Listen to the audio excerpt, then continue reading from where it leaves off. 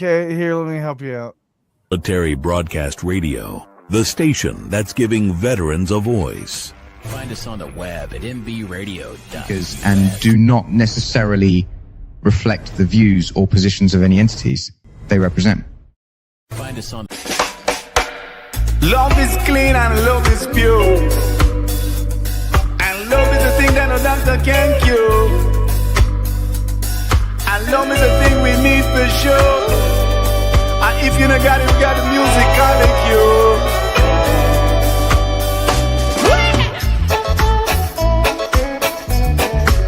Reach out and touch your musical sound. No matter you're young or old, you gotta let the good time roll. But the feel you say,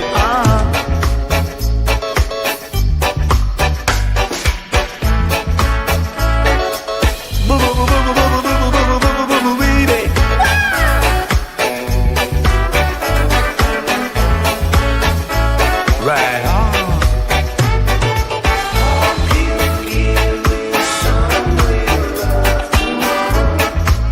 Can't wait any longer.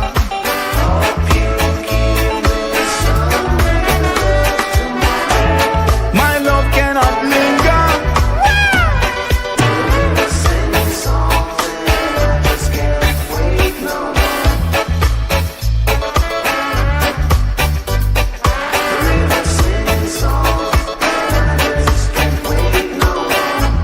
Hear the river whisper keenly. See no matter if you're happy, see no matter if you're blue. My love it a shine on for you. My heart it a bubble up for you. My love it a shining for you. It a shining for you. Hey you, hey you. It a shining for you. Say when love could have never grow cold. Love worth more than a pearl. Hey, good morning, good morning, good morning. We are 10 days from the big old jolly man coming down and giving such beautiful gifts. And we have our first week. Last week was the menorah. They already lit one. And then we have Kwanzaa. Wow, it's just like there's just so much. Today is the 15th of December, 10 days before. And today is show number 62. Now I am going to read something really quiet. And I want everybody who is listening right now, please understand, I am going to be talking about religion. I'm going to be talking about spirituality and consciousness. And I'm going to tell you how they form within the soul. This conversation is held in service, not persuasion. Every path represented here carries a huge meaning for all of us. Memory and purpose of our soul. It is very important that we understand what the three differences in these particular energies are. The space honors devotion, curiosity, and lived experience equally. I need to make that disclaimer this morning before anybody gets their hotsy-totsies in a bubble. But today's show is number 62, and you know what that means. We ask and we go inside and we understand what the number 62 means in itself. And ironically, 62 is so a beautiful thing because the resulting total number is an 8. If anybody knows anything about an 8, whether it be numerology or angel number, it's infinite. The number 8 is highly a fortune number. The angels bring you this sign to reassure you that abundance on all levels is your birthright. Allow the angels to connect you with the intimate flow of abundance and prosperity from the angelical vault of our beautiful heavens. The angel power word today is relationship harmony. Relationship harmony. So we're going to be working on those relationships, maybe because we're getting into very touchy subjects. What does the country singer say? We don't talk about politics, religion, or her. Right? Woo, we're going to make a big one today because we're going to talk about religion. So maybe that's why it says relationship harmony. Maybe you'll figure out something that your partner hasn't yet gone from either religion to spirituality or spirituality to consciousness. Maybe, I don't know. We'll figure that part out. But the number 62 in itself, it's the relationship that the angels are around you at this point in time and bringing you healing to one or more of your personal relationship. It's calling in Archangel Gabriel, who will assist with sensitive communications that you may be required to have. Make sure you clearly ask the person involved or what you need, and also be prepared to listen. Shut that thing. Listen attentively in return. Okay. So you're going to see me wiping my eyes. I don't know, folks. Today I got what they call leaky eye or leaky eye. I don't know. Every time I turn around, it's leaking. It like wants to push out all these little diamonds, which I'm so thankful for, but I'm just not understanding why. So it just means your awesomeness is leaking out. out. Look at my buddy Joe. So I got to keep like dotting my eyes here. That means TikTok people. I love you too. Did you give me a rose? What did you get? Come on now. All right. So yes, we are live on TikTok, folks. You can go. I reposted MBR into TWOCPT. So if you want to go to MBR, I think it's Roku. Are you on that one, Joe? What are you on? MBR Roku? Yes, I am. There you go. So you can get on that. You can get on X, on any MBR platform, mbradio.us. That is the platform that I do my show. On my show is the World of Conscious Positive Thinking, where I like to flip patterns that people tend to have judgment and ego conditioned by man, and we flip them for them to see a positive side instead of always a negative side. So woo, we're almost here at Christmas. Look, I got my Christmas joy on. I was reminded today that I didn't have my uniform on, which was a big thank you. But yet, I got my Christmas stuff underneath. See, jolly old Saint Nick. And got a new backdrop. Not going to stay, but just wanted to put it out. It's photo booth. So, anywho. Looking professional. Oh, I know. That's Captain Ozzy and his photography. He always wants me to look professional, and we're trying to make sure it was working because he has a wedding coming up with this backdrop. So I was like, oh, let's just do it. Anyhow, we are going to move on because we have a lot. So I read you the disclaimer today. This is not a judgment. This is not by ego. This is purely what defines religion, what defines spirituality, and what defines consciousness. And these are stepping blocks. So if we have to set the timeline and the episode that's going to explore these things as evolving states of awareness. So I want to make sure everybody understands that when we're talking about these beautiful things, it is that beautiful awareness of consciousness. There is no path in ranked. Okay, there's no passage for that. There is no belief in dismissed, and the awareness remains common ground. So we're going to set those parameters before we dig in, because I know it's going to be a touchy subject. But religion, spirituality, and consciousness, these are three stages of human awareness. This is my perspective. Most people encounter religion first. Not saying that it's always the way, but most people do. Once you start talking with spiritualists, they'll say, oh, I used to be Protestant, or I used to be Jehovah's Witness, or I used to be Catholic, or I used to be Jewish, or I used to be. They left these religions to find something more. When I say more, doesn't mean that they don't think there's more than God. I'm saying they feel like they're in a bubble, and they wanted to express, and they wanted more relationship than just a once a week going to church or having a religion. Again, this is how I foresee it. This is how I see people in. And there's my beautiful husband. Showing it in the barn, baby. I'm showing it in the barn. And of course, I got my jewels on. So, okay. Religion, we're going to start here.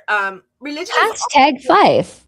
Our entry point into understanding God, source, or sacredness. It's typically introduced through family, through culture, through community. Religion provides a structured language, ritual, and moral guidance. It's like a container, and it's a box that is sheltered of knowledge that helps the human mind make sense of divine. Religion is not, it isn't necessary.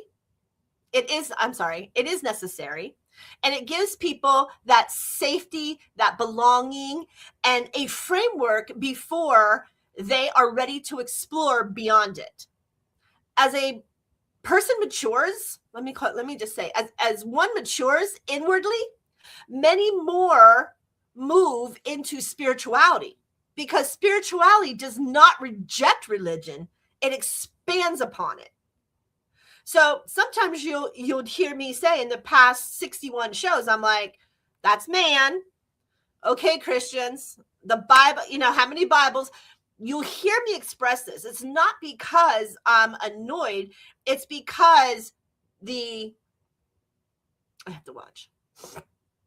It's because of the ego, right? Once you remove ego and judgment from a religion-based person, their minds are able to expand. And so that's what spirituality does. Spirituality, it doesn't reject it. It just expands upon it. What is it that we're not understanding? What is it that we don't really know? And so for that matter, I'm going to put this up because I can't keep looking. There you go. I'm going to put those up.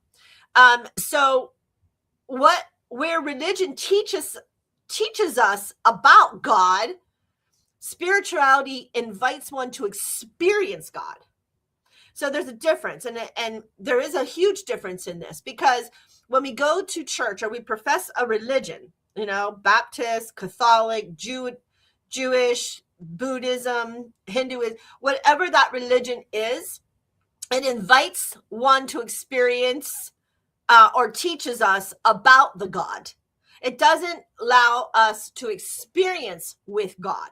This is where the soul awakens. Spirituality removes ego-driven judgment and comparison and replaces them with compassion, curiosity, and humility. It is a wonder. How many people out there are very religious? They go to church, they do the sanctions, they do the stations, or they do the holy days, they do all this, but yet there is there's a dismiss, especially when people don't unite with all of the church's rules. Coveting neighbor's wife, thou shalt not steal, thou shalt not kill. Okay, go through those just really quick in your head, because you're going to find out maybe, just maybe, that might not have the foresight of going to church, right? How could you break these rules and then go into church and repent, and then all of a sudden they'll tell you 10 Hail Marys, this, and this. Now, you're not connected to God. You're connected to a man telling you what to do, right? But yet you still have these 10 commandments. This is a lot of the PTSD vets. Thou shalt not kill. As a veteran, that's a hard one to swallow. And most get into a depressional state, being a Templar, being a Knights Templar, being Archangel Michael of the force that you were asked to protect. So can you understand now? There's a very big disconnect within the brain and within our egos and our judgments of the brain of these disconnects. Okay. So spirituality recognizes truth and many paths, and it honors religion without all of those. So it honors religion without needing to defend anything. It understands that no single doctrine can contain the vastness of divine or its energy. Beyond spirituality now is conscious awareness. Remember in my other shows, I would always tell you, I become very aware. When I learned the word aware, and I learned what it meant to become aware of words, tones, actions, energies, what God created to what man created, you have this conscious awareness, the realization of all that is. You'll hear me say that too. It is all that is. The I am conscious is all that is. And that is right, because God created all of this. Consciousness is not belief-based. I don't believe in a Hindu God. I don't believe in this God. I don't believe it. Like, no. We take the words of God, whatever it is, a Christian God, a Buddhist, the Buddhist, all of these are referencing the same thing. It's referencing the divine conscious one, the creator, the father, the mother, right? Father, mother, God, all of one. And that is consciousness, the realization of all that is. Consciousness is not belief-based. It is presence-based. At this level, there's no separation. There's no us and them, and there's no sacred verses. That secular, no higher or lower path. There is only awareness, observing itself through form. Consciousness understands that religion, spirituality, and humanity itself are all expressions of the same source. So one religion's God is the same God. One religion's expression of energy is the same energy of expression of God. Whatever your religion or your denomination may call them, it is the same God. That is the highest of consciousness, okay? It understands that religion, spirituality, and humanity itself are all expressions of the same source. There is no ego in consciousness. There is no need to convince or convert. There is only the being within the witness and allowing. That's it.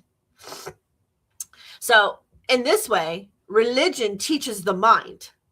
Spirituality awakens our soul, and consciousness remembers unity. And this is how I perceive this of my classes and my education. So one is instrumental to force or to provide for the next step, which then provides for the next step, depending on your soul's journey. None, not one is better than the other. They are layers of growth, not hierarchies of worth. We begin with religion because that is where humanity learned structure, meaning, and moral high ground or moral orientation. So they're stepping stones. Religion emerged, let me go back. Religion emerged as humanity sought for meaning, safety, and coherence in an unpredictable world. Early, I have to sneeze. Boy, MJ with the watery eyes and sneezing. Sorry. Early societies faced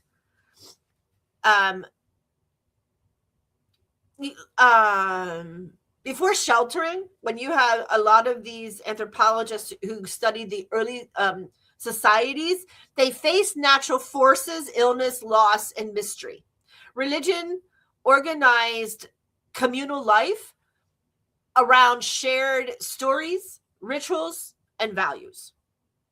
So these systems stabilized groups and created continuity across generations. Religion functioned as a collective nervous system. It regulated a behavior, a transmitted wisdom, and it created moral agreements through the thoughts of God. The Bible, the Quran, the Swali, you can look at all of them. They all did the same thing, teaching the box of their religions. But what man did of these religions is man then used its egos and its judgments. And it doesn't have a positive consciousness. It's always judging on a negative consciousness. So religion functioned as that collective nervous system or that collective brain, but it was supposed to regulate the behavior and transmit wisdom and create moral agreements. But through ritual practices, humans marked in time, through stories, they preserve that memory. Through the law, they established responsibilities, and every major religion formed within a specific historical and cultural context. So they all were based and ground on what they were going to teach man, right? Human man. That's right. The Hindu traditions emerged through evolved wisdom and cynical understanding of existence. Judaism developed around its covenant, ethical responsibility, and relationship with the divine. And now we move down into Buddhism and address the suffering through awareness and liberation.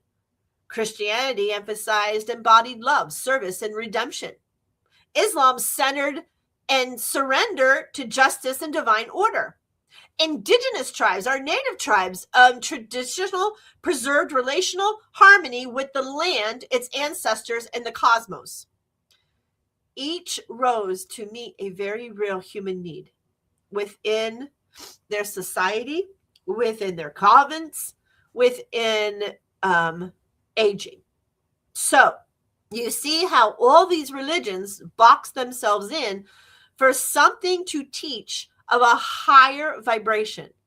I mean, let's go through them. You know, you have ethical responsibility, relationship of divine, suffrage through awareness was Buddhism, liberation. Maybe that's why I go into more Buddhism and Hinduism, because it's the awareness factor that I was developing. That's when I started taking the practice of those two on and reading and diving into them. It's the awareness factor that creates a balance for us. So just remember that. Give me 1 second. So now over time, the denominations, they all formed, all from Zoroastrianism. That was the very first religion found right now by man, was Zoroastrianism. So if you actually want to know where religion-based things come from, it's back to Zoroastrianism. So those denominations formed geographic separated communities, languages shift, meaning political power influence theology, because your colonials, right? Your Egypts, your Jesuits, your Mennonites, everything decided to be its own pillar, its own colonial. So now all these denominations started to adapt their own form of what is God. Languages shift, political power influence. Then you have cultural adaptation, shaping practices, interpretation multiplied. Denominations reflect human devotion expressed through different lenses. They reveal commitment to preservations of meaning rather than evidence of divine division. In service-oriented communities, religion established charities, caring for the poor, the stewardships and responsibility long before modern institutions ever existed. Hospitals, shelters, educational systems, and humanitarian work grew out of religious roots. Did you know that? So these formed box religions all then became denominational and all became a form of those helping those who couldn't help themselves.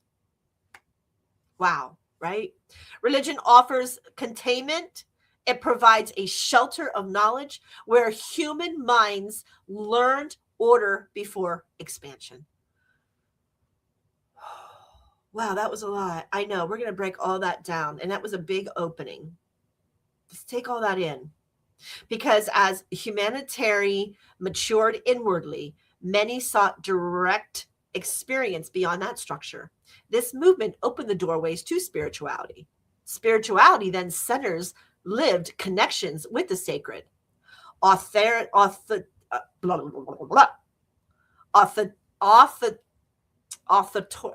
can't I say that word today? Authoritarian, thank you, gosh, moves inward. Experience replaces doctrine, relationships replaces obedience, and spirituality honors the soul's direct knowing. An emphasis, inner listening, compassion, humility, and presence, where religion teaches about God, spirituality engages God as a felt reality. the butterflies in the stomach, the guts, right? The, oh my gosh, I got the chilly willies. Oh my gosh, I feel like there's chilly willies going down. All of these is how you spiritually felt in reality of the presence of God. So even religion, when you got in and you started singing those hymns and you start feeling something that was connecting to the awareness of whatever troubled state you were in, you got the willies up your arms, you got them down your back, right? Or you got a gut feeling that there has been a divine presence near you. Some of the Episcopalians, they'll stand up in joy and they'll just be swaying in the air, standing with their hands high while the energy is flowing in. So all of this transcends into vibrations. It sends into frequency patterns, into a higher state. Global connection exposes humanity to many traditions. Access to ancient teachings increased, and trauma from misuse of power created longing for authenticity. So the spirituality divine to have the presence of God still has not been established, just like quantum entanglement, just like the theory of the black void. They know there is a guiding force. Is it the universe energy in itself with frequency? Is it the beyond galaxies that are pulling that frequency to a higher conscious level from the unconscious level? These are all ancient teachings that increased, but trauma from misuse of power created that longing for authenticity. So science began exploring the consciousness, the meditation, and the neuroplasticities, and then spirituality answered the soul's request for intimacy and healing. For service-oriented people, spirituality deepened empathy. It softened judgment, and it cultivated presence with suffering. Healing practices then emerged. Such healing practices as Reiki, such healing practices as Dr. Royal Rife, such healing practices as chromosomal energies, a chromosomal lighting. These are all products of people who know that God is the omnipotent power, but they felt boxed. And so then they moved into something that would further explain their relationship to God, that would further explain why this is. So when you see people who are stuck between yelling and disregarding spirituality or higher conscious presence, they're the ones who normally have their judgments and egos still intact. They're still in that box. They're still having these man, not celestial, not divine soul energy, right? They still have these practices going on. So compassion from the concept into embodiment. Spirituality just carries strengths, inclusivity, emotional intelligence, and reverence for lived experiences. So the more that your soul became on earth is the more that you have those things. And then the more that that soul ages is the more that they transfer from one religion into the spirituality, then into the consciousness. It also carries your shadows. You ever hear of shadow work? It carries these shadow works. Why? These shadow works are what ascertains the brain to becoming egoic or becoming judgmental. When that happens, now we have to sit back going, why? Where's that life lesson? Well, the soul hasn't been here very long. Maybe the soul has only been here, a handful of times, and it doesn't have the experience. So it has to feel that comfort and that compassion in that level. So now it is, when we have those shadows, it bypasses those unresolved pains. It's avoiding accountability, inflating identity through spiritual language. So mature spirituality integrates humanity, discipline, and service.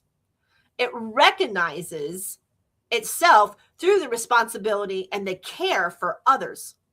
Spirituality expands religion rather than discarding it. It brings the sacred into days and lives.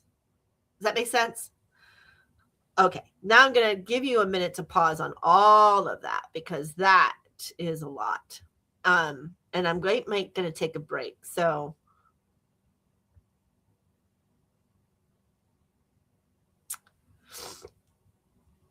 let me get through consciousness. So I'm going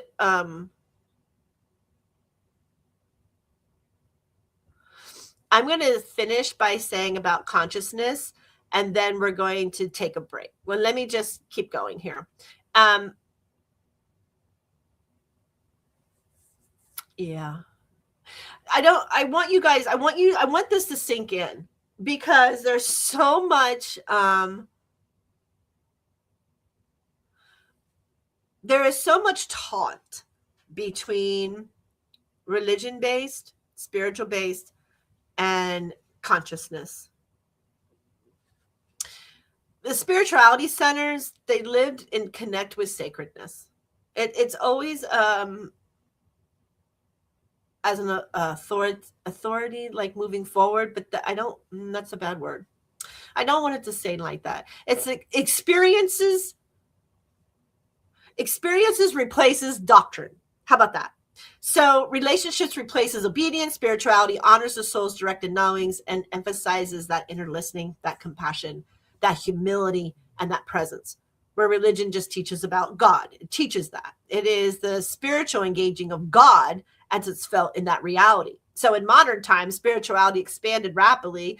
Global connection exposed humanity to many, many, many traditions. Accessing the ancients' teachings have increased. And the more that the archaeologicals and the diggings come up, is the more that we find out that presence to be the truth. By finding triscles, by finding the spirals of man and that energetic connection. Notice that all the pantheons or the pyramids or the ancient buildings that they're finding are always instrumental of astrologies. And it's always instrumentals of finding time. And they're always instrumentals of finding the highest frequency of our spiritual DNA. Isn't that an amazing thing that we keep finding, no matter what colony or what that is? It doesn't fall back directly into a religional base. It falls into a denominational place of colony. That's an amazing access, because accessing to ancient teachings increases. Trauma from misuse of power created longing for authenticity. So that's how science began exploring consciousness, meditation, and neuroplasticity. Spirituality answered the soul's request for intimacy and healing. For service-oriented people, that spirituality deepened empathy, softened the judgments, and cultivated the presence of the suffering. It's that healing practice where it emerges. Compassion moved from concept into embodiment, where spirituality carries strengths, inclusivity, emotional intelligence, and reference for lived experience. It also carries those shadows, those bypassing unresolved pain, and avoiding accountability. It's avoiding that accountability, inflating identity through spiritual language. Wow, this is a lot, and I'm so sorry. This is the easiest way for me to break this down. Mature spirituality integrates humility. It integrates discipline, and it integrates the service to others, not service to self. Religion tends to be service to self. It recognizes that awakening expression itself through responsibility and caring for others. Spirituality expands religion rather than discarding it. It brings the sacred into a daily life. So beyond that belief and that experience now then lies the awareness in itself that then brings us into a positive consciousness.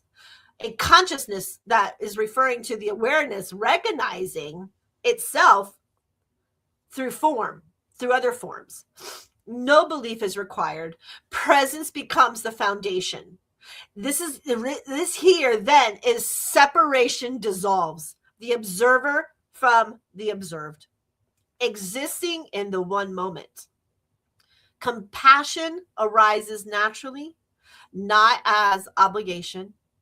In consciousness, service flows without attachment to an outcome. Ego softens. Leadership expresses stewardships. Action aligns with clarity. Religion offers structure. Spirituality offers connection. And now consciousness offers unity. Wow. Humans move among these states across a lifetime of their soul. depending on where your soul is and how old your soul is all depending on the state that it's going to across and the time of the physical or the presence. There's no stage disappearance. Each serves its seasons.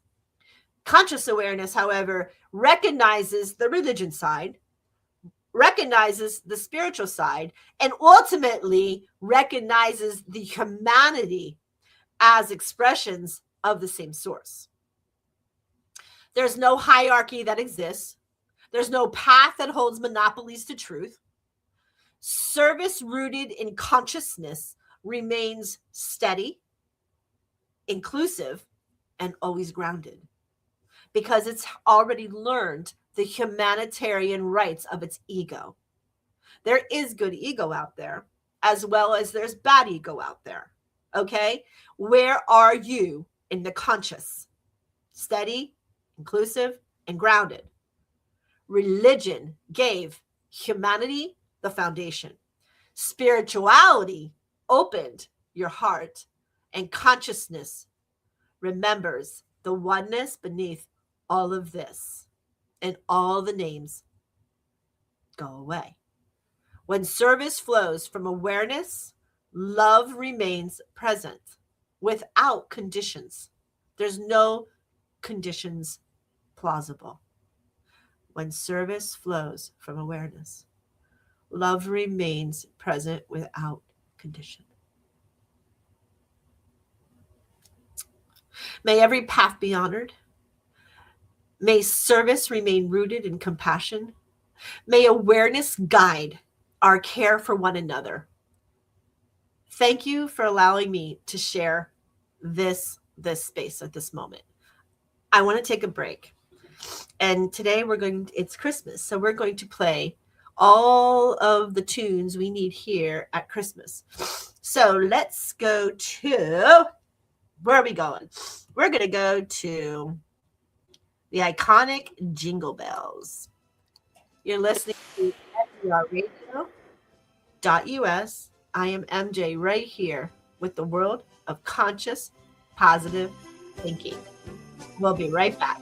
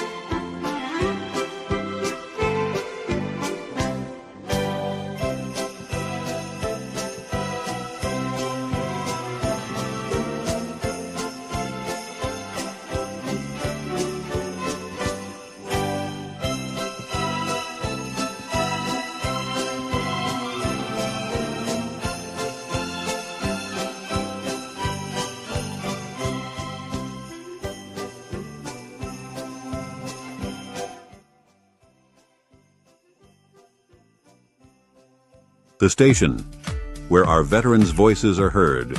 MBR Talk. Hey, thanks for supporting our channel by watching and listening. Find us on the web at mbradio.net. Okay, we're back playing the jingle bells in our little rubber ducky beaker, wishing us all well and love.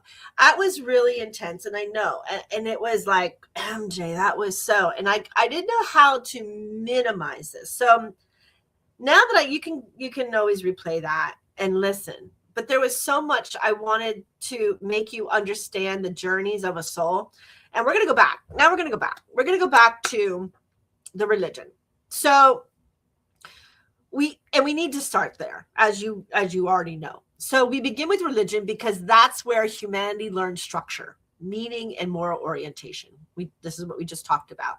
Religion emerged as humanity sought meaning, safety, coherence, and an unpredictable world full a lot of time of violence. There was a lot of, if we look back from caveman moving forward, there was always a lot of unpredictability in this world. There was always somebody wanting to capture their land. There was always fighting somebody. There has been wartime since the start. It's a growing egoic, jealousy, envy, power-ridden societies. And that's what it was. Still today, look at Russia, right? And Ukraine, a power struggle over land. Okay, so that land has uranium. We get it. That land has special minerals, and hence that's the force. So to look at a force trying to overtake somebody else of owns property, where's the religion side to that, right? Do not covet neighbor's goods, right? In spirituality, we ask, does that belong to you? And in consciousness, it is, what are you doing? So do you understand how each of them filter out? You're not condemning by consciousness. You're just asking, what are we doing? In religion, you are coveting neighbor's goods. In spirituality, it is there a past that has this here? Where's this trauma? So that's where the early societies of religion faced natural forces, illness, loss, and mystery. Religion organized its commercial life around shared stories, shared rituals, and values. These systems then stabilized groups and created a continuity across generations. Religion functioned as a collective nervous system. It regulated the behavior of people, it transmitted wisdom, and created moral agreements. Through those rituals, humans marked in time through stories, through myths that they preserved and looked at as a memory. I want to stop right there because through story, they preserved memory. So if I tell somebody a story, now I just want to show you where religion is. If I tell you a story and you tried to repeat my story, unless you had an endemic mind, your story is going to waver by your perception of what I just told you. So religions, some of them, there's no longer, like Zoroastrianism, it no longer exists, right?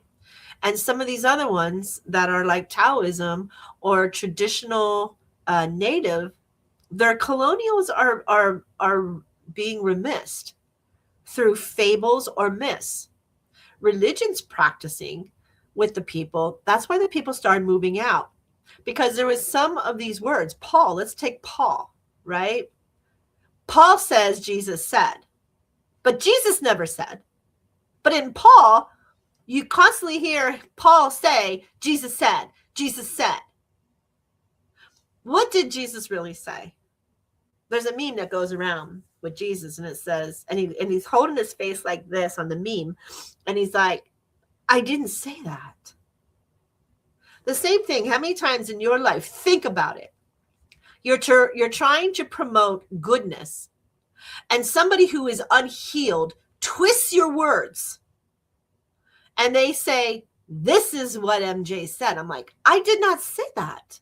I'm sure you can I'm sure somewhere, somehow, somebody manipulated your words for either bad or good for their own purpose. So religion modifies through time, which is why the religional books like the Bible or the Quran has over 3,000, not the Quran so much, but the Bible has over 3,000, some say over 4,000, because they break away from the religion, right? Cuba. I love Cuba. My husband's from Cuba. I feel these people have been enslaved to that island in their religion. Their religion was Catholic. Most of the people, 90% of the people, unless they were indigenous form, were an actual Catholic. But then when it went communist, they were no longer allowed to go to church. So they decided to pull what they know and create something called Santeria, where it embodied Ifa, another religion in Africa, and brought Ifa within the Catholic, what they perceived, because they were no longer allowed, and they built them together so that they had their own festival. Then it gets worse. So then that person who was trying to do the right thing for the enslaved or the impoverished people, they brought it with man's ill will, with man's nastiness, and with man's egos and judgment, and turned Santeria into a negative religion using cult things as animals or people's blood. You see how that worked? So religion functioned as a collectiveness, again, but through law, they were established a responsibility. And every major religion formed within a specific historical and cultural context. Just like that. And you're thinking, well, the poor people. Well, the poor people in originally in Cuba did not create that to be that ugly. Never. Man did that. Man's egoic judgment did that.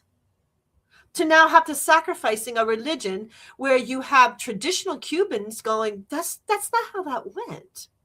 And you have the other side going, that's exactly what they wanted.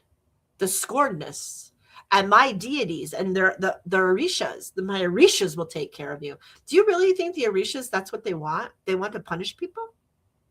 They want to take their free will from people?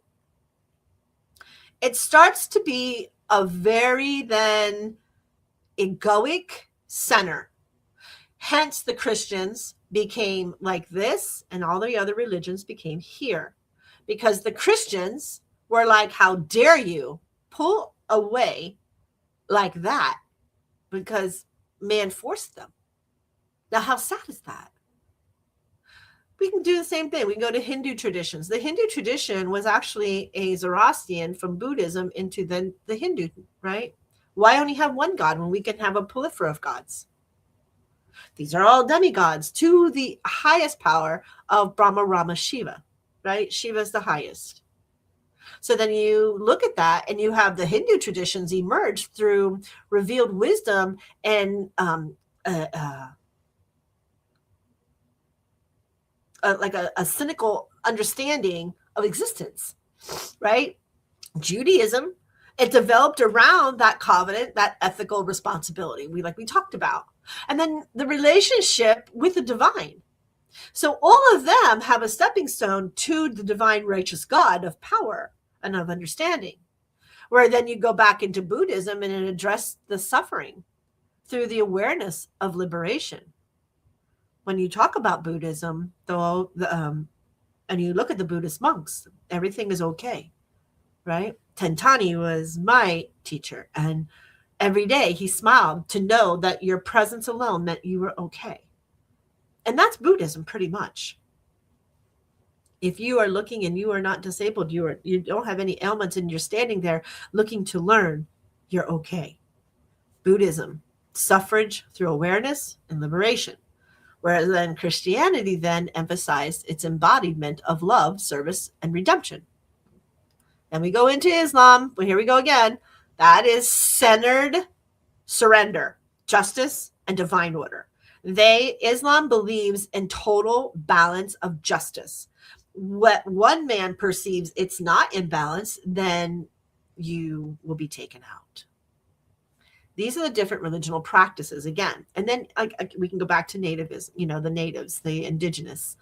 And it's a preserved relationship and harmony with its land, not with people. It's with its land. And then the ancestors. So through the land, they have land medicine. Through land medicine, they go into ancestralship, and they go then further into the cosmos. And then each arose to meet the real human needs of what it is. There's a poetic justice of a guru, right? A guru who sits underneath an olive tree, sits there, or a banyan tree, and it sits there, doesn't speak. It's almost like a monk that don't speak. They just sit there. Then you have people who constantly want the wisdom of the guru, the wisdom of that person. So they're stuck. They come, they sit down with the guru underneath the tree. They sit with him for 2 days. Nobody says a word. There's no words being spoken. And yet, after the second day, out of the 5 men, 4 get up and walk away. They got the information that they needed from source. Now, they believe it to be guru. But what it is remaining calm in the chaos. The spiritual side and the consciousness of that, why I'm telling you, is because when we stop and we become patient like Job, and we become Michael, the person who remains calm within chaos, our patterns, our information of consciousness flows. You may not perceive it as that, but that's exactly what you're doing. You're receiving the consciousness of God. You're not going to the guru. He's just holding a higher frequency pattern in order for your vibrations to surrender the low and claim the high, and understand there is a perception in awe. Every journey, every event that we take, no matter if you are religion, any denomination, spirit, you have a flow pattern, a flow of energy, spiking with frequencies and dropping. When we spike with those frequencies, you are allowing your consciousness to open up perspectives or a different interpretational level that could be that could be on a very positive way. Why? Because you're already suffering with this event. So now you're looking for somebody to push it in a positive way. There are people who are religion and still they're bridging that spirituality gap, because I think internally they know there's something more. There's more than, and I can only really speak for Catholicism and Episcopalian because they're the only two that I tend to go.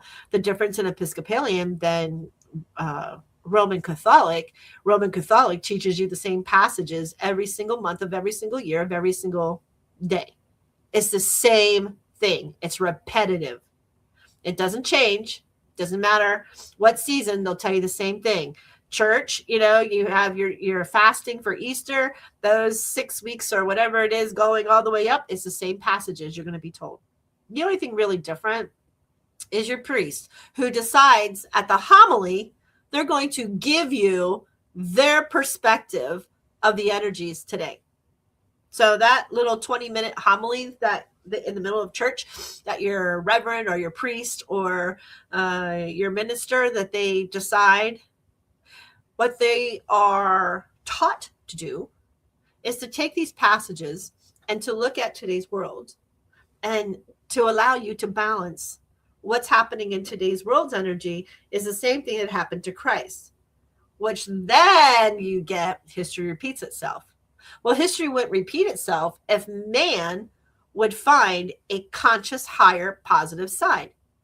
That's why you would hear me say, this is a pattern. This is a trigger. When you have triggers and patterns, then you haven't let go of egotism or judgment to get into spirituality. So then you fall back into your religion box, right? Spirituality is not for you. And now you go, and I know people who they were just trying to figure out who the heck they were. at my stores in Miami. Who I don't even know who I am. What am I? And they went from one thing to another, collectively coming. And then now they went all the way back. Now they're back into religion, and one of which now is indoctrinated as this, what man would say they're just a religion freak, right? People, I know my vets, the 12-step program is the 12 steps to God. A lot of my people here on MBR who have PTSD start developing habits with smoking or alcohol, something to numb the body to stop having the awareness of what happened on that front line or what they had to go through, that traumatic event. So then to get out of these things, then there's another pattern. Now we have to do a detoxing of this, and we have to regulate this, right? And so in those, for instance, I know the members here on this radio station, they are counselors of that 12-step program in finding the Christ. And they'll tell you that Jesus Christ is king and God is king, and that saved them from these events, these traumatic events, or from having a drug or alcohol-induced substance to feel numb. And that is so loving and so caring, because God is the one who does support that. God is the one who actually helps you. God is that person. So now you're starting to understand that there is that omnipotent power that can help you. Absolutely, it can. And it does. But now we have to find the highest relationship with God, not just teach of God. Now you want to connect with God. I do believe that in those moments that there are people who can connect with God. I do believe in those moments that there's a lot that is said for that practice. And again, there is not one that's more important than the other. It is, where is your man's journey of the soul? Where are you at? Life purpose, soul purpose. Where are you at? When you can figure out where you're at, then the light above comes on amazingly. Okay. So over time, denominations formed. Geography separated us and all of our communities. Our language shift in its meanings. Different words, different approaches, different languages. Different words mean different things. I think the English language is the multitude of taking words from different ethical groups and putting them into the English language, where you'll have, well, this word means this. So English really is a very troubling language to understand, to the use of the word and how we have to use it as a verb, a noun, an adjective, however. What is this process? And then you have the urban slang, which then creates another domino effect. So the language shift meaning was huge to develop these denominations. It's just like is today. Political power influenced theologies big time. So look at Egypt, right? Egypt, there was a period, and I don't want to say the name because I'm not quite sure of the name. I want to say the Mesopotamian, but I don't think it is. But anyway, there was a time in Egypt where Akhenaten became the sun, was the sun, the powerful sun was God. They denoted that sun. That's why you always see the big round disc on top of their heads. That was their devotion of their denomination of Egypt. That was the sun god, and they changed it. They went from the God, the omnipotent God, into the realization that there's energies and frequencies and higher energies that take us to an omnipotent divine power. Whereas I just said his name out, I can't remember it. But he came in and he was like, nope, whatever. Anyway, so he became the sun. And now the sun disc on top of Isis head and all the pharaohs had this huge sun denomination. But then that was only short-lived, and then it went right back into the next pharaoh that it was no longer the sun god. It was the omnipotent of the divine energy of the divine power. So again, that political hierarchy, SAR, power, influence, theology along the way. Christianity, as you know, you were in the catacombs. You were so secret. Even the Templars who brought it into fruition were very secret 2,000 years ago. And you brought it into that. So cultural adaptation then had to shape its practice. So as we hid in the catacombs for Christianity and the white brotherhoods and the Templars, they all were trying to hide the Christianity because it was looked badly upon. And so then there would be a slaughterhouse and there would be wars and people would be killed because of it. Interpretation then multiplied. Denominations reflect human devotion expressed through different lenses. How do you perceive this? Where is your ego and judgment and how this works, right? To watch people like Christ be beaten and walk with those. To do what? Crime. This was judgment. This was egos and judgment. They reveal commitment in preservation of meaning rather than evidence of divine division. In service-oriented communities, religion then established charities. They established the care for the poor, right? The stewardships we talked about in the beginning and the responsibilities that long before modern institutions. We talked about this in the opening. The hospitals, the shelters, the educational systems, the humanitarian work that had to grow from the religious roots. So religion was the caring of others, the service to others. Religion is always that. It is that heart of caring for others. But not everybody. Look in your congregations of your churches. Does everybody feel that way? Do your ministers, your reverends, your priests have egos and judgments? What has happened to the religion side? And you hear them. I hear them. Always judging. So in man, you're only in a religional pattern because you're supposed to be service to others. You learn to be service to others by foremost learning to be the servant of God, right? Once you learn to be the steward or the servant of God, now you become into the spirituality. Why? Because spirituality is service to others, not service to self. Religion has a basis of being service to self, which is why you have to follow 10 commandments. Not you, like all of us. We have to follow this. Again, Roman Catholic. I shall not steal. I shall not covet neighbor's goods. I shall keep holy the Sabbath day.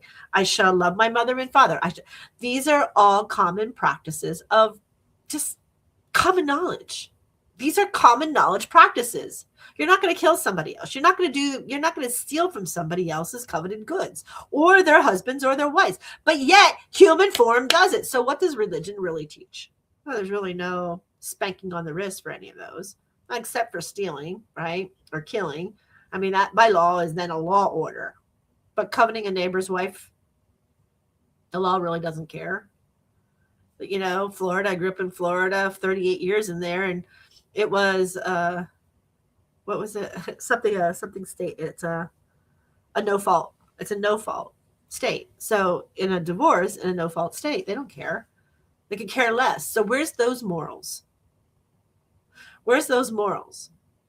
There used to be, as a divorce was really bad, or cheating on your wife was really bad in the 60s and 70s. You were pretty much condemned when you did it. Today, it just seems like, oh, it's, whatever. Because maybe some of these states that took, their egoic and moral high ground to, it's a no-fault state, whatever, to allow it. Again, religion was to be in place to control all of these measures: hospitals, shelters, educational system, humanitarian, so on and so forth. So, and that's where religion then found its roots of being the police, but also claiming what it is that going forward thou shalt not do. And a lot of this came when Christ was here to prove that point. A lot of people don't know what Christ did between 8 and 25. If you listen to people who are dedicated religional goers, they'll tell you, well, he was a carpenter with his dad, Joseph. No, he was not. He may have done that, but that's not what he did between 8. That's not all he did. Because then you go and you find these other religions. You find in Hinduism and Buddhism and Taoism and Zoroaster, you found Christ did the journey to learn these little colonies, learn what they were talking about, learn from them and their cultures, how, why, where he was in Israel, and everything was up on fire. Everything was always in a disarray. They were battling each other's, and the Romans were coming in, and then it was horrible. It was medieval torture. A man, he was man on this earth. No matter how he got here, his soul formed a physical body when he got here. For a man then to desecrate him, for speaking of love, for speaking of divine, and for speaking of the highest power of positive consciousness. Christ taught us religion. Christ taught us spirituality. Christ taught us consciousness. When you dive into just Christ and you learn about Christ, it's broader, it's bigger than religion in total. But because man can't keep its little paws off of things that don't belong to him, or have intention of ego and judgment by conditioned patterns of Adam and Eve's Pandora's box. We now have to, what religion says now, we live in sin and we forgive our sins for us to go, right? That's religion. Religion offered containment. It provided a shelter of knowledge where the human mind learned order before it could ever learn expansion. Now we have law and order. We the people, the Bill of Rights, our Constitution, our preamble. We have law and order. In God we trust. It doesn't say in Jesus Christ. It doesn't say in Mary. It doesn't say in religion. It says in God we trust. So remember that. I got to go on another break, folks. So we just did religion. We finished that section. So when we come back, now we're going to dive into the spirituality side more than what our intro was. So we're going to take this little break and we're going to go back to our Jingle Bell Jaunts because we just love our Jingle Bell Jaunts. And it is that time of the year. So sit back and let us have some fun with Jingle Bell Jaunts. I like this really.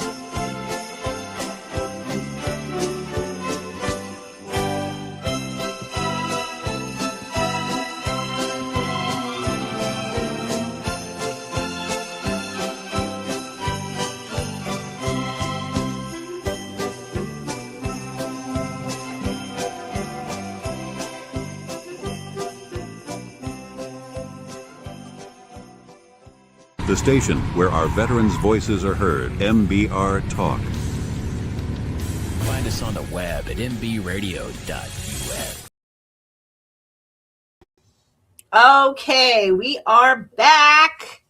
We're back. Okay, so we just got done speaking. And if you're just tuning in, yes, I have some kind of watery eyes today. I'm not quite sure why, but yes, you're going to see me rubbing my eyes. So welcome back to mbradio.us. I am MJ with the world of conscious positive thinking. Today, we're discussing the difference between religion, spirituality, and consciousness, how they layer, how they stack, how they embode one with the other, so on and so forth. And we just talked about religion. So now we're going to spend the time and talk about what is spirituality. As a lot of people, they get very judgmental, they get very egoic, they get I'm going to say they get a little overwhelmed. I'm just going to say it. I feel they get a little overwhelmed because they don't know. So think about people wanting to ask you questions, but yet you don't really know the topic. And you either have the opportunity to say, you know what, give me a minute, let me see if I can get back with you on that, or they'll step away from the religion because nobody wants to talk about religion. It's like politics, right? Or somebody's relationship. They don't ever want to talk about them. So I want to talk about them. Why not, right? Put your best foot forward. And I've pretty much lived in the religional pattern. And then I moved to spirituality and then into consciousness. And it's the consciousness to spirituality is where I have the diebacks. And you can see why as we get through it. So right now, let's go. Let's get busy because we got a lot to talk about here. So in spirituality, as our humanity matured through the ages inwardly, many sought direct experience beyond that structure. This movement then opened that doorway into what we call spirituality.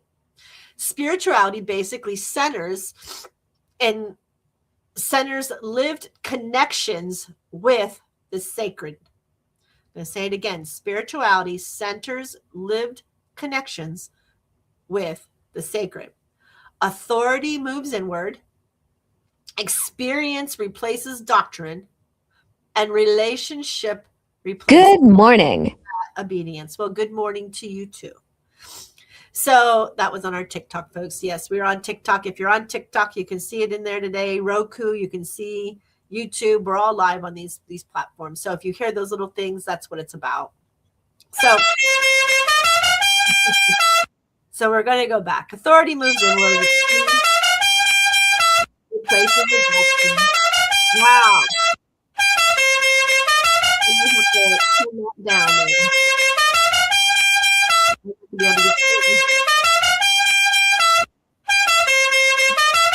Those are all gifts. I'm taking the information. But we have to turn that down. I'm not sure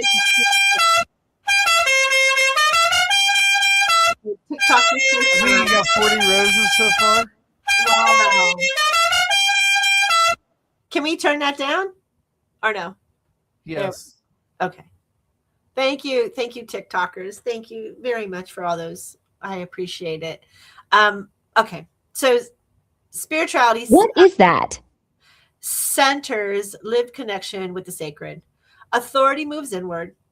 Experience replaces the doctrine, and relationship replaces obedience. Spirituality honors the soul's direct knowing. Have you ever, here's the question, as spirituality, known something, but you didn't learn about it? You just know. There is an all-knowing of the I am conscious, the I am presence is the you just know. And you're like, I don't even know how I know this information. How can I possibly know this information? I never studied it. But then you Google it or you chat GTP it and holy cow, it's like right there. So I had to mute you guys because there's a lot to get through. And I thank you all for all of those beautiful things. But I need to get through this. spirituality honors the soul's direct knowing. So in that aspect, you have your all-knowing. And you look it up and you're like, how the heck do I know that? Your Akashics, your soul. Your soul is buried right here. This is your Akashic library. The knowledge of all that is. The knowledge of your soul's journey. It's hard when you have pessimists who don't want to believe in that. But after time and time again of knowing something that you have no way of knowing, then what happens? It is an amazing thing. So then you'll see that that experience replaces in the doctrine, and that relationship replaces in the obedience, and spirituality honors the soul's direct all-knowing. It emphasizes that inner listening, that compassion, and that humility, and that presence of the omni. When religion teaches us about God, spirituality engages God as a felt reality. Spirituality in modern times expanded rapidly. There was a very big dysfunction. I truly believe, for me, it happened when there was a lot of child sexual abuse happening in churches. There was a lot of hush pulpits and confessional boxes.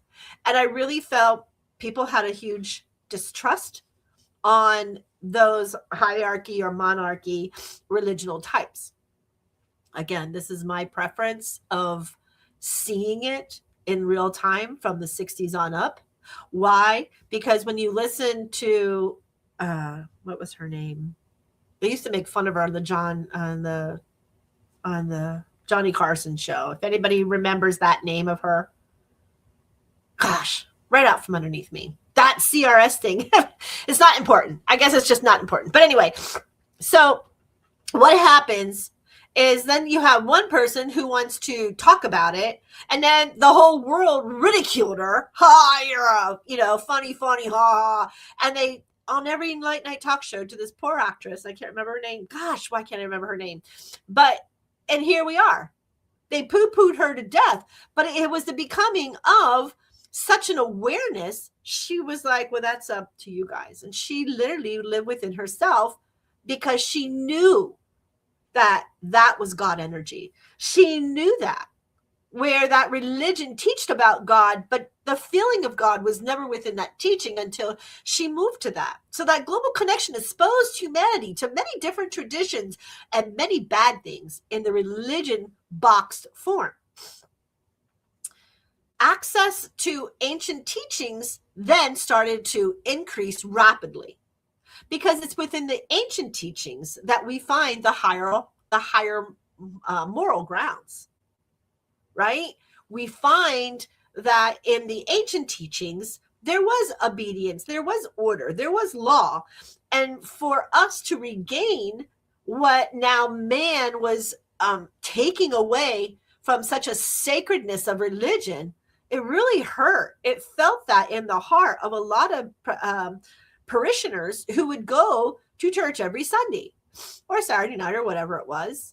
But then with all of these things happening in the archdiocese or in engaging where the pastorals became very egoic, very judgmental, then they became alcoholics, then they became, like you read about them in the 70s and the 80s. Every time you turn around, there was something in the churches molesting children.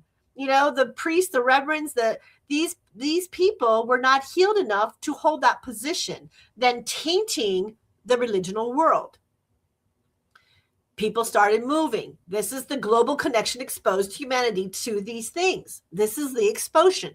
So then they had access to the ancient teachings, which they were like, I'm missing going to church, but I refuse to go to that church. I refuse. And so what's happening? Then they have access to all the ancient knowledge online because everything became online. Right. So trauma from the misuse of that power created the longing for the authenticity to be real. For that authenticity to be real, science began exploring consciousness, meditation, and neuroplasty. And then that's when spirituality answered the soul's request of that intimacy and that healing within. that spirituality, I talk about it on the show a lot. That was a lot. It was a huge, he said it. Who was his name? Catherine Coleman was the Tonight Show with Johnny Carson in the 70s. There was somebody else. I thought her name was Sarah. I can't remember. But there was somebody else, Joel. Thanks for that. But there was somebody else in the Johnny Carson show. A lot of them. The David Letterman show. And I can see her. She had blonde hair. I want to say Sarah, but I don't think it's Sarah. Anyhow, thank you for that. Yeah, so that's when the trauma from the misuse of the power created the longing of the authenticity of the religional practice, which moved these people. So then now we had to have the spirituality answering the soul's request for intimacy into a one-on-one with God. I don't know why religional people don't believe that its parishioners can do that. Why they only think that the minister, the reverend, the priest, that they're the only ones who can talk to God. It doesn't balance. There's not that balance when you become aware. Remember I said that aware word? When we become aware of such things and we really go into depth about such things, of that awareness, things start to change in perspective. They start to change how we think. So, as we keep going on, for service-oriented people, spirituality deepened its empathy. So now we became empathetic people, which having empathy is one thing, but being an empath, that's hard. So when you find people deepening their empathy into an empathic world, right, it can lead to a softened judgment. It can lead to an awareness of why it happened. Not that it was right, but wise. Why things happen. So within that suffering, or you have the healing practices then start to emerge. How do we heal this? We let go of stuff. We start in our chakra patterns. We start in our vortex or our centers to release these things that man in the consciousness are continuously doing within the religion of practice. So that's when you'll have a different fallout of people, because you have the egoic judgmental side, but continuously in their religional practice. And now you have this spiritualist saying, I don't like these egos. I don't like these judgments. I don't like being caught with these skeletons that I can't talk about. And they shove them underneath the rug and all of a sudden the soul and the person is so weighted. They're going to church and they're going to the confessional and it's not doing it. They don't have the omni connection to God. They have the connection to the people of the church and the hymns, the lyrics of what man prescribed as the Bible, the words of God. But if it's the word of God, then why does God's words change over 3,000 times? In the beginning of the Bible, there's 16 passages, thou shalt not judge. So spirituality became that consciousness of understanding the soul's journey of past traumas, past events that were learned, or past things that we decided we were no longer going to establish. The people who commit suicide, they have to come back and live all these things again. Why? Because they decide that it was too much and they're cutting themselves short and they're gone. That was a conscious decision of that physical person who couldn't find the healing mechanisms within their religion. Do you understand? So spirituality becomes an awareness of understanding what the foundations of the omnipotent God of all love, there's no judgment. That is very difficult. But spirituality teaches us to let go and to let go. And as every center and every vortex gets cleared and we understand the emotions, we understand the language. One of the things that I mainly do in the classes is when somebody's having a really rough time, especially my vets. I love my veterans. I know they struggle. They struggle with this so much, with these events that they saw. Children, women, just abused within the powers of war. It's horrific.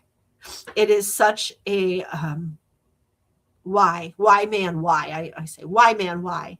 Why does man constantly want to have an enriched, entitled power and not balance? And I struggled with that even as the veteran.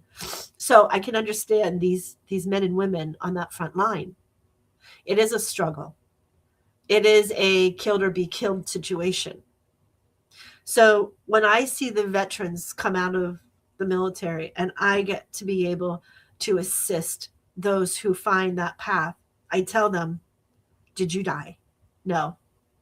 Are you sure? Are you still here with me? Did you die? No. Ask them in any difficult situation. That event is over. It's already in the past. You did not die, which means you are here on purpose. What is that purpose? Is it to teach? Is it to allow the healing of others? Find yourself in that spirituality, which is what I did. I didn't die. But I have a lot of learned lessons that I can freely and willingly pass on. I can assist man in finding the connection with God by clearing out their vortexes. That is the stage from religion to spirituality, is going back to the real religion of practice that the church handled, the hospitals, the dismemberments, any type of impoverishment, poor. Remember, we talked about this. So spirituality, basically, what is it doing? It's actually bringing us back to that time. It's bringing us back to saying, within spirituality, we will heal. Within spirituality, we will learn. Within spirituality, we align and we honor our brothers and sisters. We don't judge our brothers and sisters. Why? Because we all have events. And what makes your event not as bad as theirs? And you always hear somebody go, well, I didn't kill anybody. Really? It boils down to not killing somebody? But your negative words and your harassment and your abuse mentally, I'd rather be dead, seriously, than have to live in a society filled with people who don't want the best for you. That's my difference. This, again, this hurts because I was very devoted Catholic with my mother, a Roman Catholic. I was devoted until the church hurt me. The religion itself is not supposed to hurt somebody. It's supposed to raise you in a higher vibration to reach God. So then you question the ministers, the pastors, the reverends, the priests. You start questioning their teachings. You start questioning where they are in that religion and why are they in a box? They're in a very fine box. And we have to be able to understand where they fit, why they don't fit, why did religion take such a damn hit? And why is religion now, with Charlie Kirk's death, increasing rapidly? Wow, is that a twist, right? But if you ever listen to Charlie Kirk, he doesn't say he's religious. He says he's spiritual. Listen to his stuff. When you have the Spirit of God, when you have faith and know that Spirit hit you, you know. He had a one-on-one relationship with God. He talks about it. So he moved from a religious standpoint, even though he went to church. Remember in the beginning, I said there's not one to outdo the other. It's how to balance them all. And where we as human balance all of this. So with Charlie Kirk, it made everybody aware of his martyrship. It made him aware that he was perfectly fine going back to his Father, Mother, God, his omnipotent power. It increased, why? Man shall not kill. On the spot of a holy martyr, thou shalt not kill. And there it was, facing the people in the face. Now, for your people who don't believe in religion, you're antichrist or you're atheists or you're radicals, they'll be like, so what? he was just as bad, because he would tell you. No, he spoke for himself. When you ask a question, the answer that he gave was his honest answer. You didn't like the answer. It's not for you to protagonize him. You're your own person. Get on your own freaking pulpit or your stage. But that's not what some of these college kids did. Some of these college kids came out running just to try to prove him wrong. Who does that? Unhealed people. People who didn't have a foundation of religion or God in their life. That's who does that. That is the radical. And state by state, you can tell where it comes from. It's just like colonies, right? It's just like that. Different colonies, different, religional practices point you in that defense mechanism or that unhealedness to acerbate that. It's horrible. It's a horrible place after you learn it. After you have removed a lot of this stuff, it happens. And man, we are here to learn. We are here to have these issues. We are here to understand a lot of these issues. So the healing practices of spirituality emerge. The Reiki practices, it does not follow a religion. It is to help heal the centers of the body. That is one reason I became a Reverend of Light. It is why I took the courses I did, to remove all that no longer serves the highest purpose for me to reach my omnipotent God. I had to remove my inner child traumas. I had to remove those who trespassed against me. I had to remove those that coveted from me. I had to remove these things. Once I remove them, I can only vibe higher because I've accepted to let go. I've accepted what it was. And I've accepted to learn into the fact that these lessons, where's my part? And once I found my part, then the rest is on them. And that is where it stays. It is their learning lesson, however they choose, but not for me. For me, I have forgiven. Forgetting, I don't know if anybody can ever forget because it's in our Akashics, right? So you're not going to ever forget it, but you will constantly forgive them and smile because they are so unhealed. And that is where you can just then smile. And you know that whatever you wanted or whatever you gave into, it's okay. It really, everything in life, it is okay. So service-oriented people, spirituality, they deepen their empathy, as we told them. And that's a hard thing to get through in spirituality because now you became that empath who wants to suffer everybody else's pain. That is not a place where you want to stay. You can feel it, you can honor it, and then you need to let that go. And then you need to move into clairsentient. Because once you move into clairsentient from being an empath, you understand it and you're sensitive to it, but you don't have to feel it. So they're the two differences.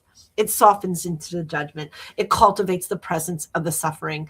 And then we go to healers to ask for their assistance to heal those centers if we don't know how to do it ourselves. Compassion then moved from the concept into embodiment. Spirituality carries strength. Inclusivity, emotional intelligence, and reverence for lived experiences. When you see a soul who walks around and every time you turn around, they have a broken arm, they have a disease, there's something going on, always. I'm one of them. Every time you turn around, there is something. I packed so many life lessons in this lifetime so that I could assist in what was really needed, which was some other people, Honora and Esmeralda, and obviously now my husband, Ozzy. It was a movement I had to do. I had to learn these lessons. The other day, I was dumbfounded. I went to Denver. Everybody knows, out to Valor. In the fishing and hunting industry I was a business developer. And for almost 30 years of my life, that's what I did. Trade shows, tourism, hospitality, business development, all of these things. Very capital, very, very about the golden yen, right?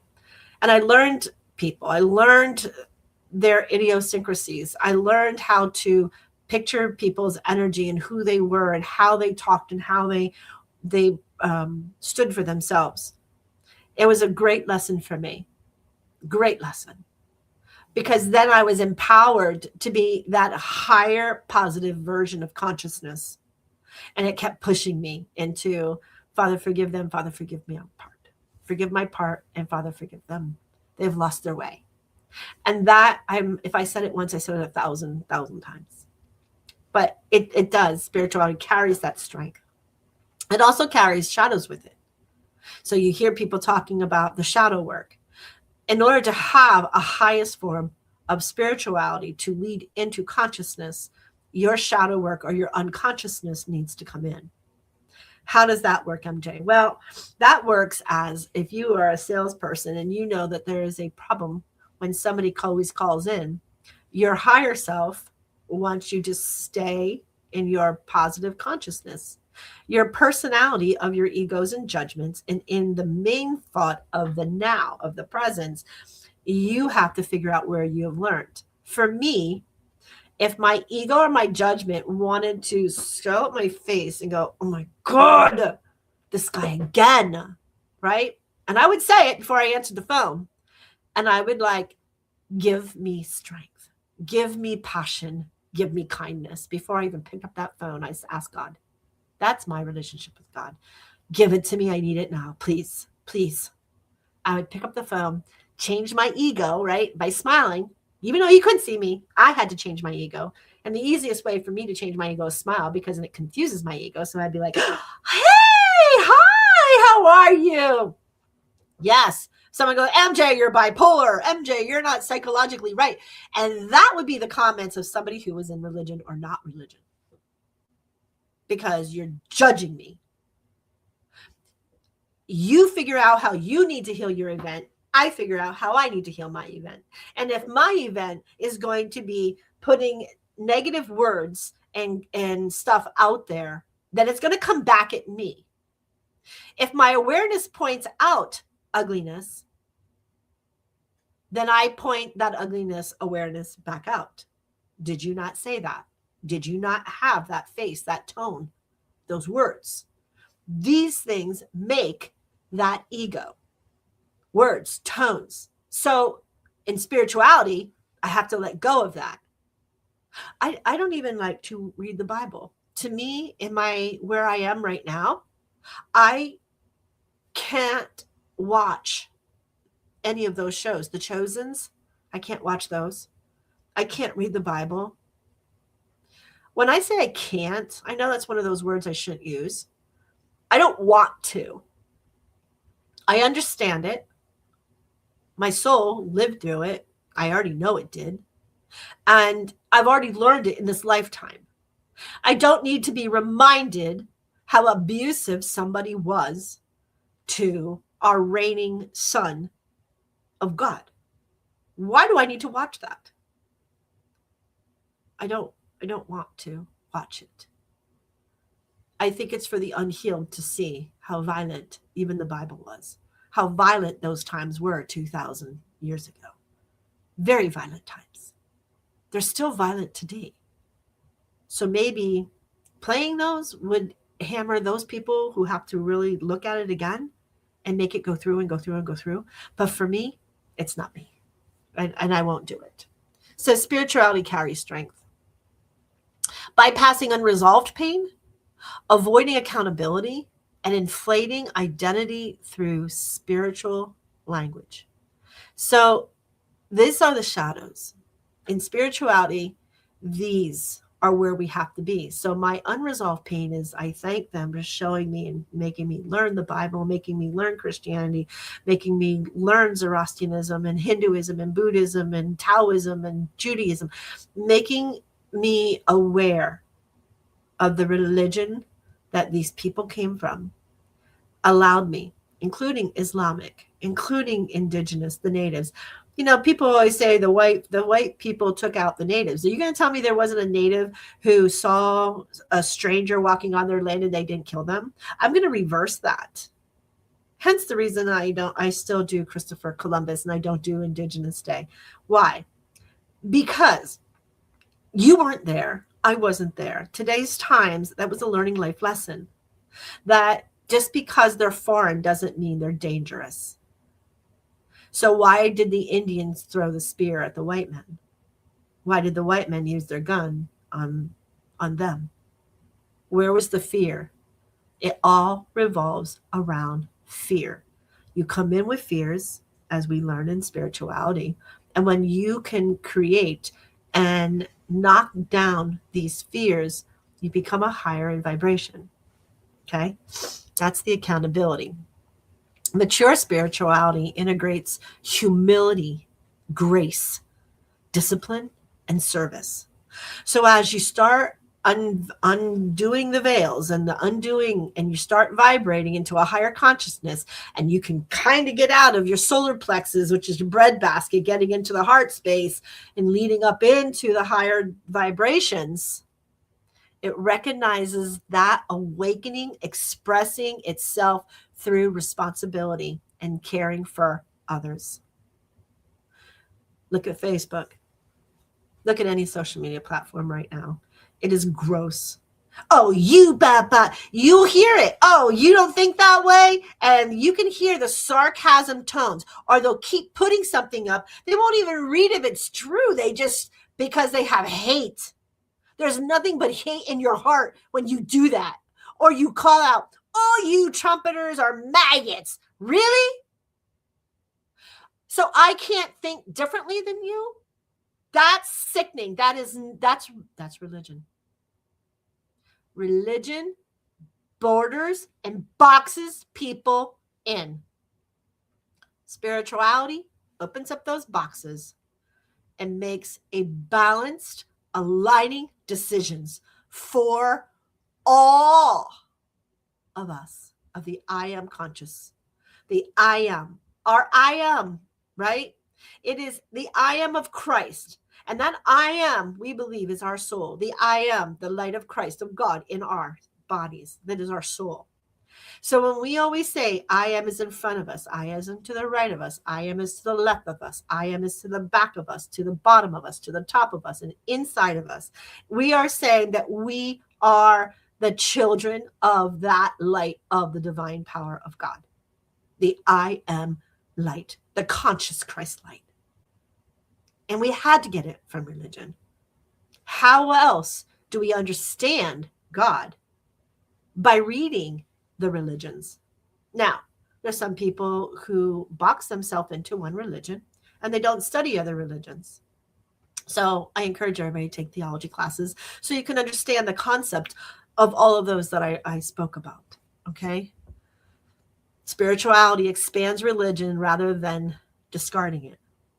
It brings the sacred into daily life. I'm going to take another minute. I'm going to take another break because then the bottom is consciousness and then we'll be done.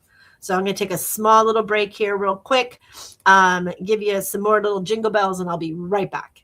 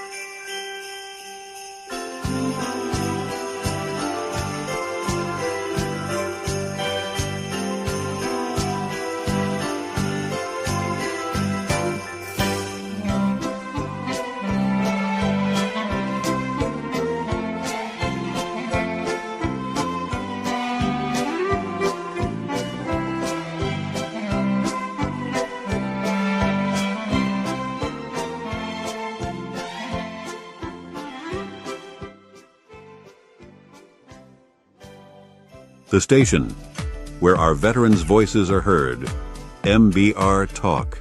Hey, thanks for supporting our channel by watching and listening. Find us on the web at mbradio.net. All right, Jingle Bell Hoppers, we're back. We have a lot to run through here. And don't worry, we will get it moving. So now we just did religion and spirituality. Now we're on to the consciousness. So beyond belief and experience lies the awareness in and in itself. This brings us into a consciousness. I call it positive consciousness. Consciousness refers to the awareness recognizing itself through form. No belief is required. It's not that way. Consciousness is all that is. It's all, everything. It's not segregated. It's not a pattern of a belief. It's nothing. It's all. Everybody, every one of us, brothers, sisters, doesn't matter. It is all the awareness of recognizing itself through its form. No belief, no presence becomes the foundation. Here, separation just dissolves. Observer and the observed exist in only one movement. Compassion arises naturally and not as obligation. Tithing, right? There's your obligation. Tithe. Everybody tithe, right? Oh, I'm giving a service, so now you have to pay me. Not in consciousness. In consciousness, service flows without attachment of an outcome. Ego softens, leadership expresses, stewardship. Action aligns with clarity, and religion offers structure. Spirituality offers connection, and consciousness offers unity. Humans move among these different states across their lifetimes. It's very obvious. You can see when people say that's your judgment, that's your ego. That's an awareness. That's a conscious awareness. That's a trigger. You'll hear these words, right? Why? Because they have to move across these events, these life lessons. There's no stage that disappears once you learn it. It's just a higher frequency, a higher love for oneself and others. Each serves its season and its purpose. Conscious awareness recognizes the religions, the spirituality, and humanity as expressions of the same source. There's no hierarchy that can exist besides God. God is the omnipotent. So everything else becomes on the same playing field. No path holds monopolizing on the truth of any situation.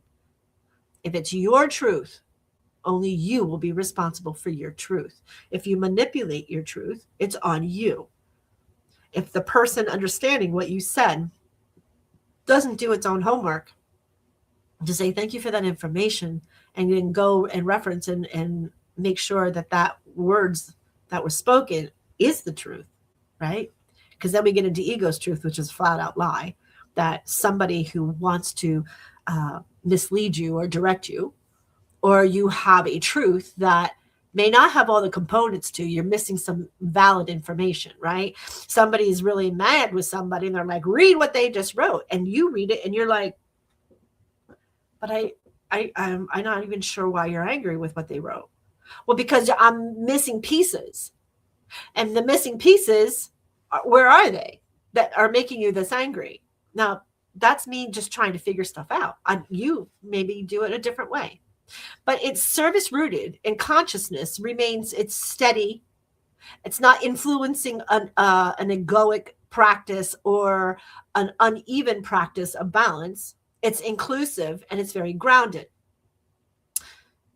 When I was in my spirituality, crossing over into consciousness, the hardest thing I was to do was to hear somebody and try to show them a balance. And including myself, I would go, why aren't you on my side? You're my friend, you're my sister, you're my mother, you're my brother, you're my father, why aren't you on my side? Why am I on anybody's side? It's not my event. If it's not my event, then that would be ego and judgment.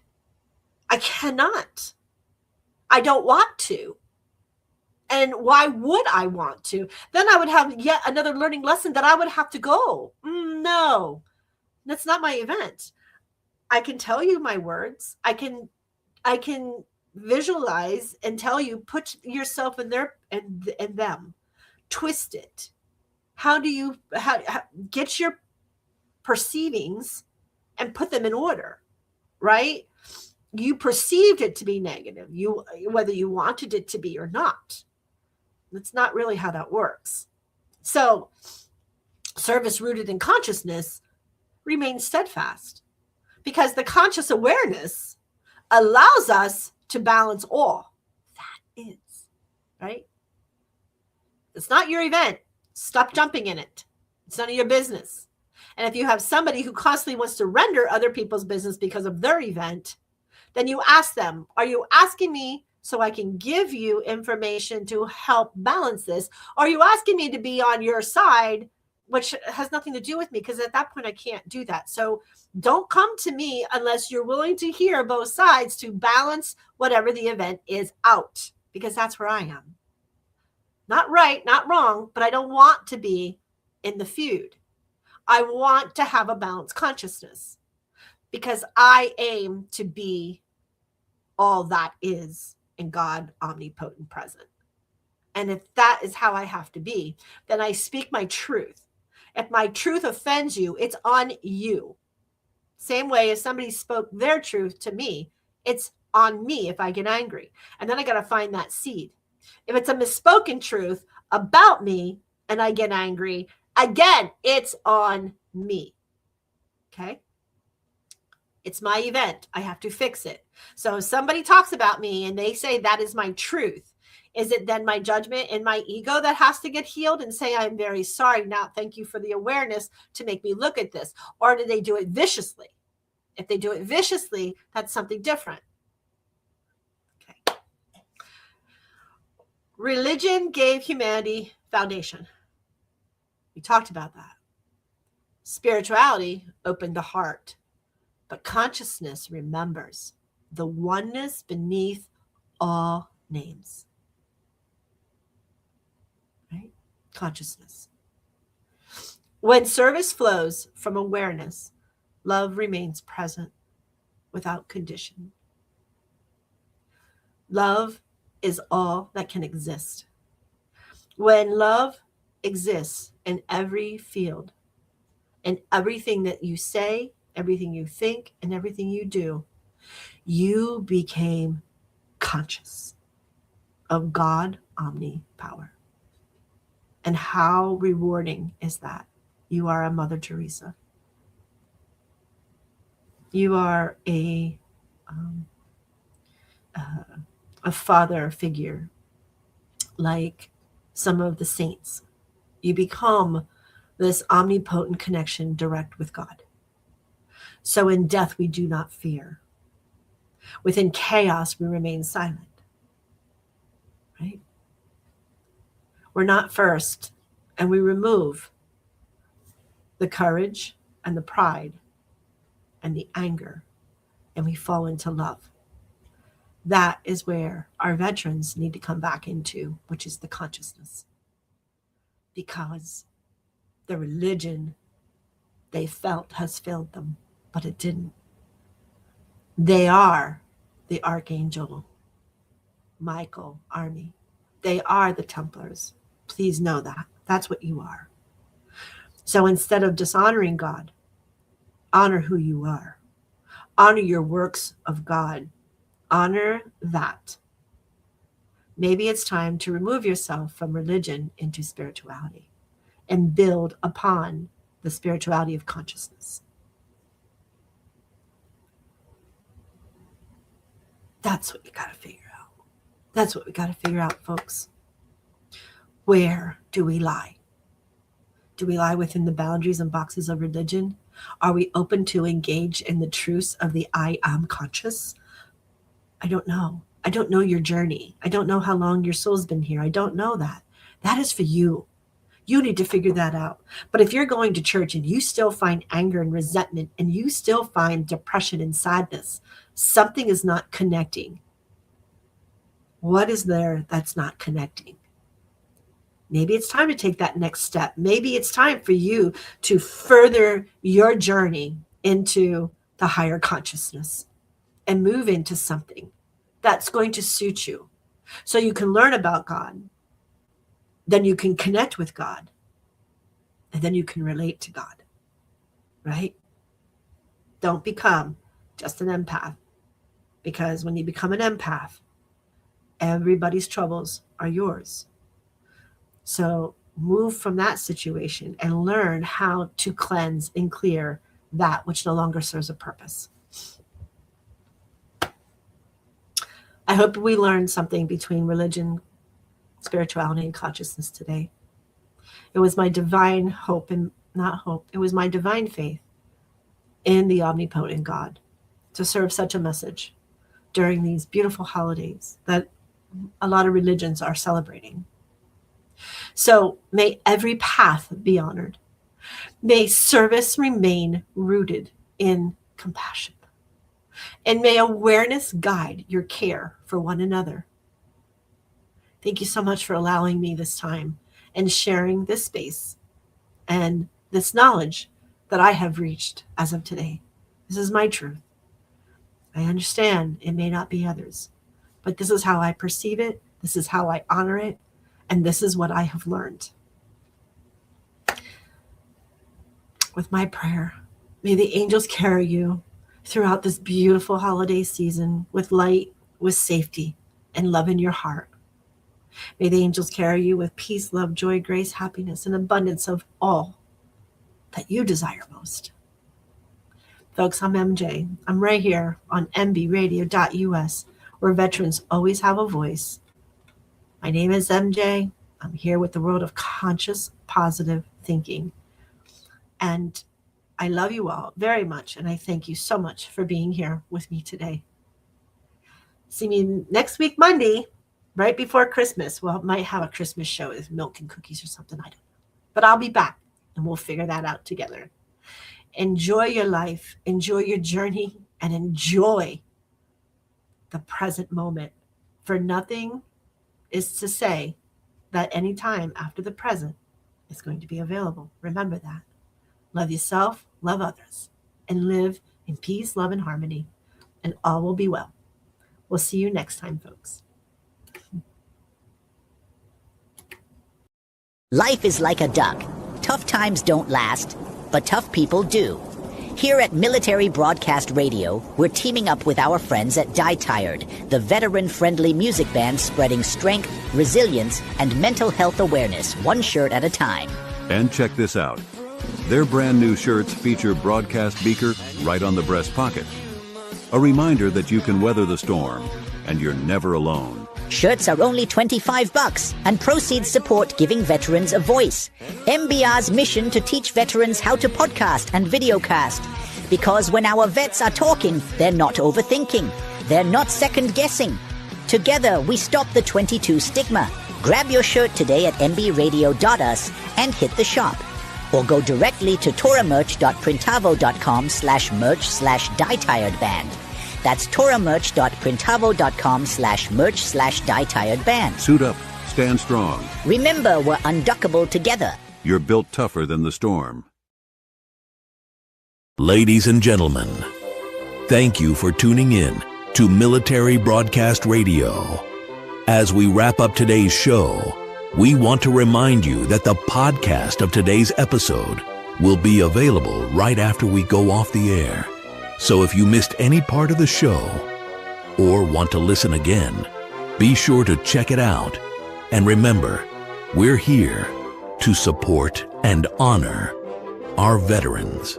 Your stories and experiences matter, and we are committed to giving you a platform to share them. That's right. We're here to give our veterans a voice. So don't forget to catch the podcast and stay connected with us. Giving our veterans a voice.